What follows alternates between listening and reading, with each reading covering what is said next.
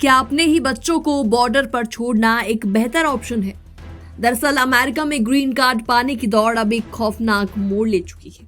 हाल ही के महीनों में दर्जनों भारतीय बच्चे जिनकी उम्र सिर्फ 12 से 17 साल के बीच की है, अकेले बिना किसी पेरेंट्स के अमेरिका मैक्सिको बॉर्डर पर पाए गए हैं। अक्टूबर 2024 से 2025 फरवरी के बीच कम से कम 77 भारतीय बच्चों को बॉर्डर सिक्योरिटी ने पकड़ा है। इनमें से 22 बच्चे तो कनाडा के रास्ते बॉर्डर पार करने की कोशिश कर रहे थे।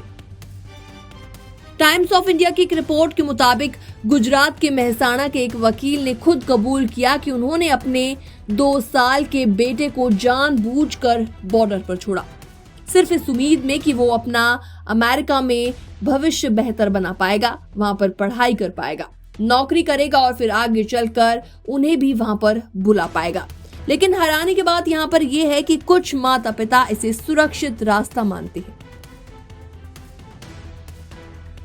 बच्चा रिश्तेदार के साथ था, उसे कोई खतरा नहीं था और अंत में वो अमेरिकी एजेंसियों की कस्टडी में ही रह जाएगा, ऐसे में एक शख्स का ये कहना है।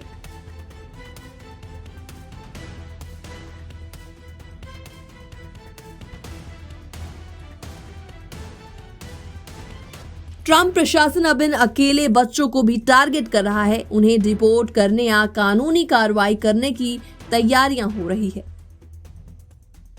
द गार्जियन की एक रिपोर्ट के मुताबिक कहा गया है कि अमेरिका में अब ऐसे बच्चों के वेलफेयर विजिट के नाम पर आईएस अधिकारी घर घर जाकर उन्हें ट्रैक कर रहे हैं। और इतना ही नहीं, जो कानूनी सलाह बच्चों को दी जाती थी उसका फंड भी 1 साल काट दिया गया है।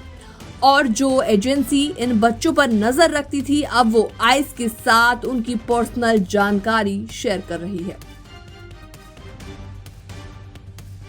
अब इन बच्चों को ग्रीन कार्ड का रास्ता नहीं बल्कि डिपोर्टेशन का खतरा कहा जा रहा है। जो लोग सोचते थे कि इस तरीके से अमेरिका में एक नई शुरुआत होगी, अब वो अपने बच्चों को जेल या जबरदस्ती वापसी के खतरे में डाल रही हैं। तो क्या बच्चों को बॉर्डर पर छोड़ना कभी जायज हो सकता है? क्या अमेरिका में रहने की ये कीमत ठीक है? फिलहाल ऐसे पहले भी कई बार ऐसे आंकड़े सामने आ चुके हैं जिसमें हजारों बच्चों को बॉर्डर पर इस तरीके से देखा गया हो। फिलहाल ये पूरी रिपोर्ट देखने के बाद आपका क्या रिएक्शन है, आपके क्या विचार हैं? आप भी हमें कमेंट सेक्शन के माध्यम से अपनी राय दे सकते हैं। बाकी वर्ल्ड से जुड़ी छोटी और बड़ी खबरें देखने के लिए बने रहिए एनबीटी इंटरनेशनल के साथ।